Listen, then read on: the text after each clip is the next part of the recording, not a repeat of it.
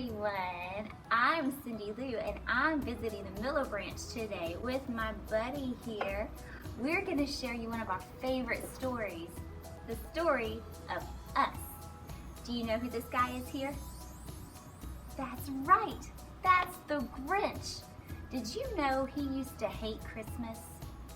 I know, how could anyone hate Christmas? I mean, the pudding and the toys and the singing and the roast beast.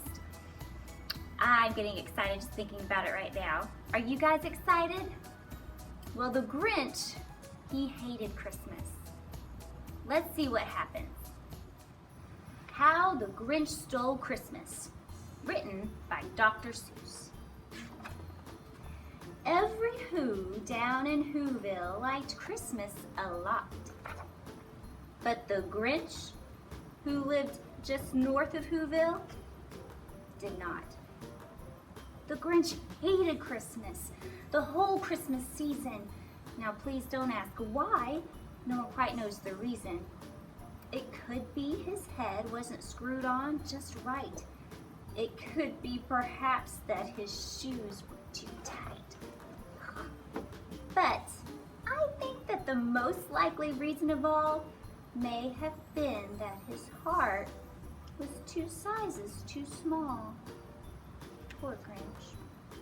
But whatever the reason, his heart or his shoes, he stood there on Christmas Eve, hating the Whos, staring down from his cave with a sour, Grinchy frown, all the warm lighted windows below in their town. For he knew every Who down in Whoville beneath was busy now hanging a mistletoe wreath. And of hanging their stockings, he snarled with a sneer. Tomorrow's Christmas. It's practically here. Then he growled with his Grinch fingers nervously drumming. I must find some way to stop Christmas from coming.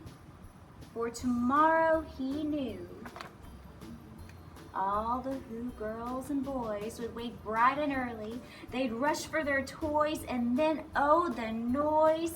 Oh, the noise, noise, noise, noise. That's one thing he hated. The noise, noise, noise, noise. Then the Whos, young and old, would sit down to a feast. And they'd feast. And they'd feast. And they'd feast, feast, feast, feast. They would feast on Who pudding and rare Who roast beast, which was something the Grinch couldn't stand in the least. And then they'd do something he liked the least of all. Every Who down in Whoville, the tall and the small, would stand close together with Christmas bells ringing. They'd stand hand in hand and the Whos would start singing. They'd sing and they'd sing and they'd sing, sing, sing, sing. And the more the Grinch thought of this Who Christmas sing, the more the Grinch thought, I must stop this whole thing. Why, for 53 years I've put up with it now. I must stop this Christmas from coming. But how? Then he got an idea. An awful idea. The Grinch got a wonderful, awful idea. I know just what to do, the Grinch laughed in his throat. And he made a quick Santa Claus hat and a coat. And he chuckled and clucked, what a great Grinchy trick. With his coat and this hat, I look just like Saint Nick. All I need is a reindeer. The Grinch looked around, but since reindeer are scarce, there was none to be found. Did that stop the old Grinch? No, the Grinch simply said, if I can't find a reindeer, I'll make one instead. So he called his dog Max. Then he took some red thread and he tied a big horn on the top of his head. Then he loaded some bags and some empty old sacks on a ramshackle sleigh and he hitched up old Max. Then the Grinch said, get up! And the sleigh started down toward the homes where the Whos lay a snooze in their town. All their windows were dark. Quiet snow filled the air. All the Whos were all dreaming sweet dreams without care when he came to the first little house on the square. "This is stop number 1, the old Grinchy Claus hissed, and he climbed to the roof, empty bags in his fist. Then he slid down the chimney, a rather tight pinch, but if Santa could do it, then so could the Grinch. He got stuck only once, for a moment or two, then he stuck his head out of the fireplace flue, where the little Who's stockings were all hung in a row. "These stockings," he grinned, "are the first things to go." Then he slithered and slunk with a smile most unpleasant around the whole room, and he took every present. Pop guns and bicycles, roller skates, drums, checkerboards, tricycles, popcorns, and plums, and he stuffed them in bags. Then the Grinch very nimbly stuffed all the bags one by one up the chimney. Then he slunk to the icebox. He took the Who's feast. He took the Who pudding. He took the roast beast. He cleaned out that icebox as quick as a flash. Why, that Grinch even took their last can of Who hash. Then he stuffed all the food up the chimney with glee. "And now," grinned the Grinch, "I'll stuff the tree." And the Grinch grabbed the tree and he started to shove when he heard a small sound like a coo of a dove. He turned around fast and he saw a small Who, little Cindy Lou Who was no more than 2. The Grinch had been caught by this tiny Who daughter who got out of bed for a cup of cold water. She stared at the Grinch and said, "Santa Claus, why? Why are you taking our Christmas tree? Why?" But you know, that old Grinch was so smart and so slick, he thought up a lie and he thought it up quick. "Why, my sweet little tot," the fake Santa Claus lied, "there's a light on this tree that won't light on one side, so I'm taking it home to my workshop, my dear.